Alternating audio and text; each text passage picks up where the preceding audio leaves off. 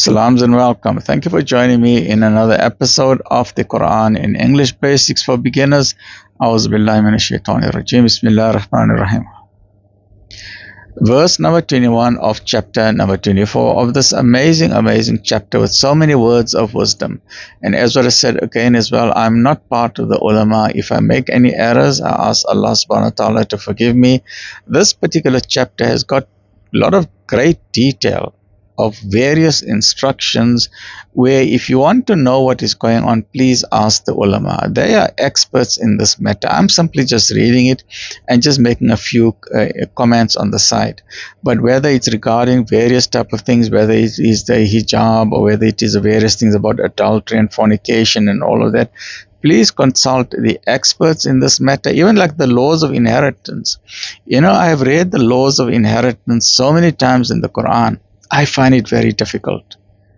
So if you want to find out the laws of inheritance, how it must be distributed, who gets what share in this, ask the experts. Because that is something I personally find very challenging. I don't know why.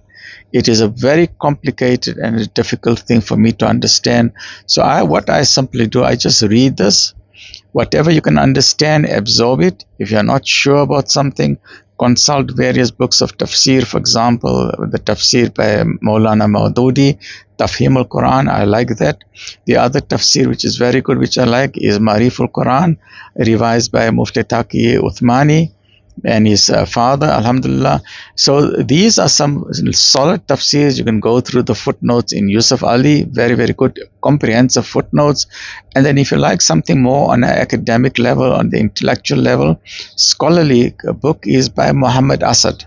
Right, so there's various types of resources you can go to, but the simplest is pick up the phone, contact one of the ulama, the Jama'at al-Ulama or the MJC, the Muslim Judicial Council, or the Jama'at al-Ulama in Johannesburg. Then we've got the Jama'at al-Ulama in KwaZulu-Natal, and these are experts who know their stuff.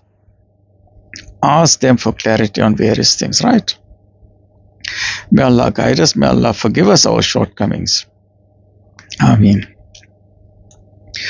O you who believe, Ya ayyuhalladhina amanu, follow not Satan's footsteps.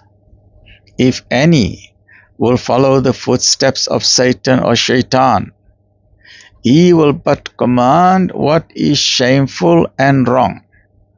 And were it not for the grace and mercy of Allah on you, not one of you would ever have been pure.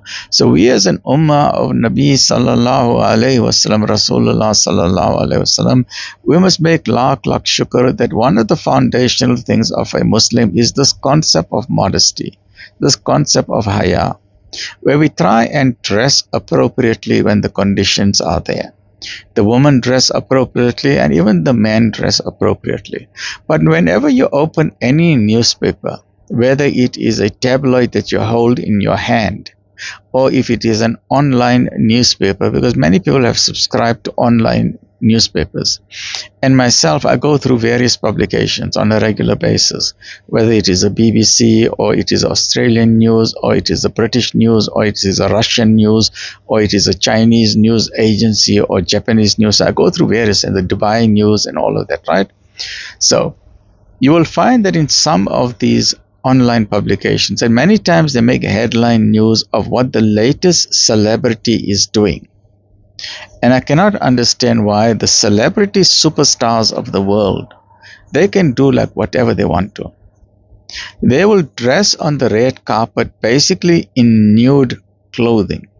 You can see the entire anatomy. They are basically wearing like a veil, a see-through veil. Nothing more. It's just a see-through veil in the shape of a gown or a dress. And the Hollywood press, they will just take the photos. These people will pose there, showing their entire body. They got no shame. Bottom line is they got no shame. Why? Because Shaitan has got into their brain. They are soldiers of Shaitan. So we as an ummah must not copy them. And we as South Africans, irrespective of your religion, don't copy these people. Have some sense of honor and dignity. Don't be shameless. Don't walk around the street half naked, and don't think that you're going to attract attention by walking around something where you're showing all your private parts. We're not interested in seeing your private parts. Keep your private parts private within yourself and your husband. Don't expose your private parts to the whole world. We're not interested. Right? Don't think you are doing a great deal because you're getting a few likes, because you are dressing like, I don't even use terrible words. Primitive nations, when I'm talking about primitive nations, thousands of years ago, when human beings were walking along Africa and along Australia and along South America and North America, people were basically walking around naked. The only thing they covered was the groin area, the private parts. But the woman's breasts are exposed and the whole body is exposed. This was primitive nations.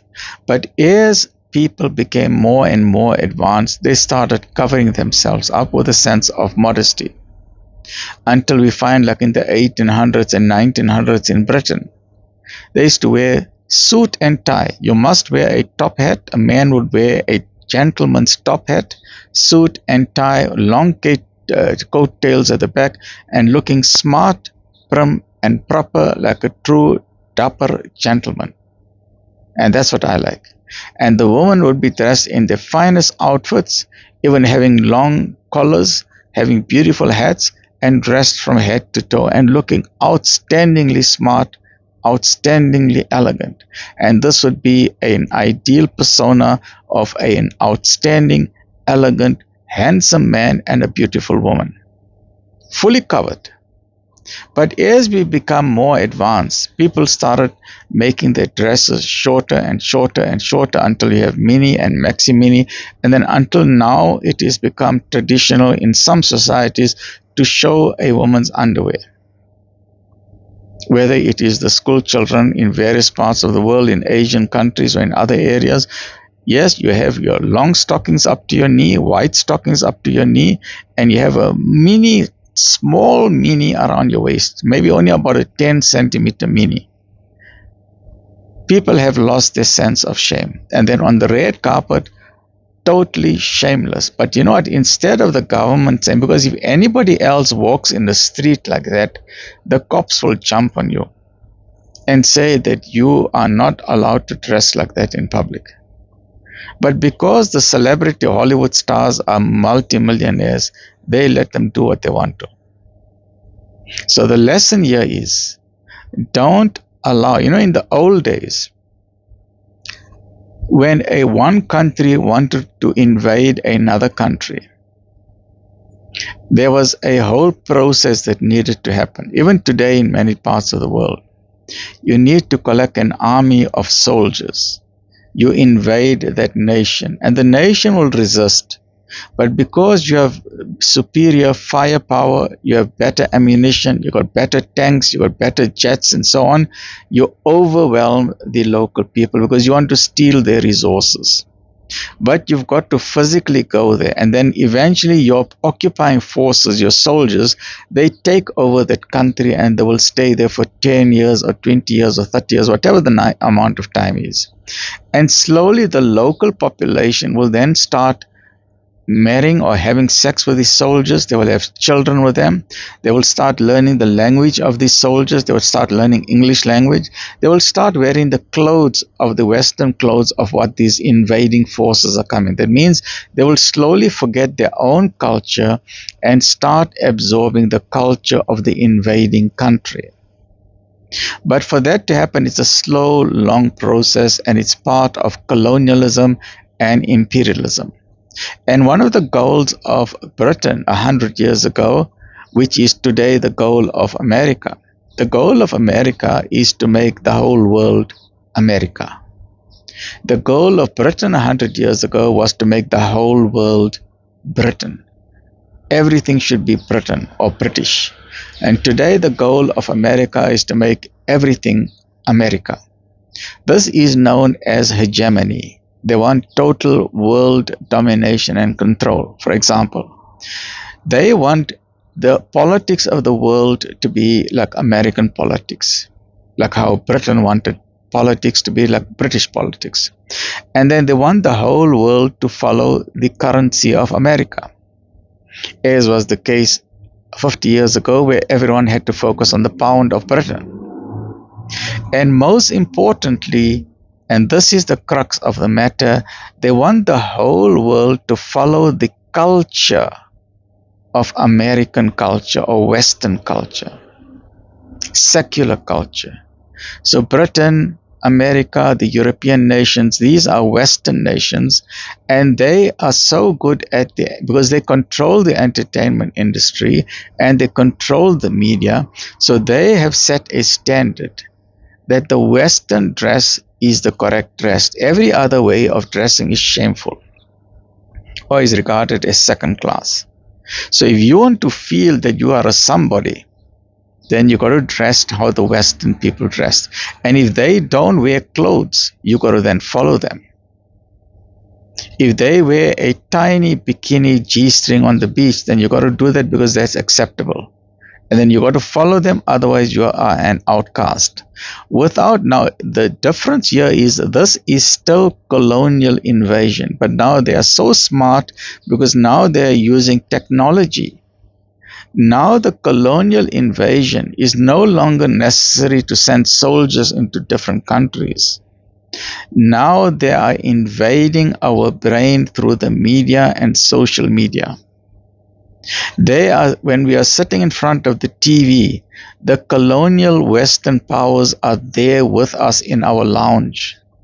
When we are watching the Western movies, we are absorbing their lifestyle, their way of talking, their way of swearing, their way of sexual promiscuity, their way of nudity, their way of comparison. Everything is their way. Their way of talking must be with arrogance and rudeness. Their way of haughtiness. So they have now found a new way of colonialism and imperialism by occupying our brain. This is colonial occupation of the brain, imperial occupation of the brain. They no longer have to go into Africa and kill mosquitoes and go through the jungle with machetes and make a pathway through the jungle. No, now they're too smart. So social media is basically colonial and imperial invasion of the entire world, where they are now occupying our brain. And it's very important, as what I mentioned repeatedly over and over again, the brain works on the Gigo philosophy. Garbage in, garbage out. Goodness in, goodness out. So we must deliberately and voluntarily, and I do this myself, whenever I start watching a movie, I give that movie 3 chances. The minute I hear the third swearing word, I switch it off. I change to another channel, because I'm not going to allow that movie to contaminate my brain with profanity and vulgarity and swearing. I'm not going to allow that. Myself personally, I feel very uncomfortable when I see 2 men kissing or being in a bed. So the minute I see that, I will switch it off. That's me. I don't know about you. So don't allow Western norms to make it seem that everything is okay, because they are making the lie into the truth. Because the whole purpose of media and entertainment is to make everything okay. But our guidance is the Quran and the Sunnah. So if you're going to watch movies where there's profanity and swearing, then your brain is to be occupied with profanity and swearing. The next time you open your mouth, or the next time you are angry, you know what's going to happen? From your lips, the worst swear words are going to come out that you won't believe. Where did they come out from?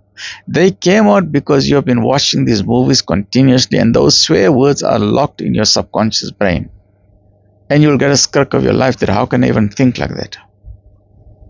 This is the power of the media.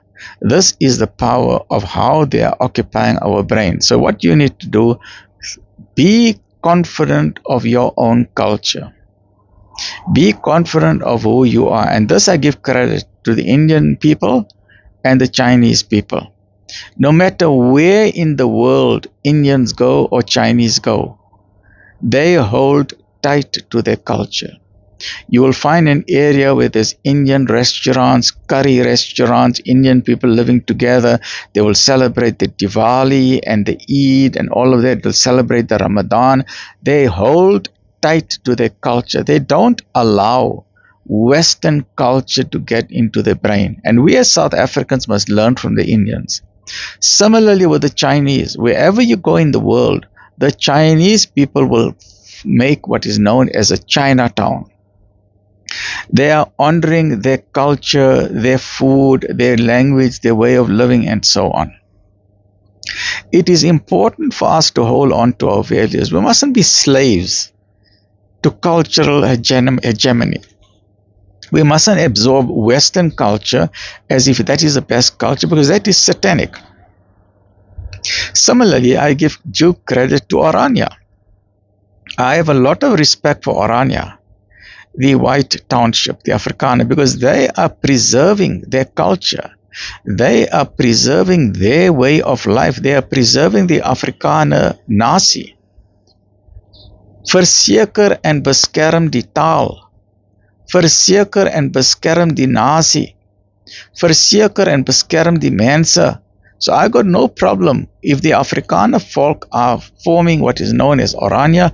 I say well done to you, because you are preserving and you are protecting your identity in the same way that Indians all over the world and Chinese all over the world are protecting. You know why? Because Indians and Chinese got three important values which you won't find in other nations. It's known as the H3. We are hardworking, we are honest, and we are humble people. Not arrogant, we are humble people. And fourthly, if you're a Muslim, you add a fourth H, which is hygienic. Muslims are very clean. This is part of the religion.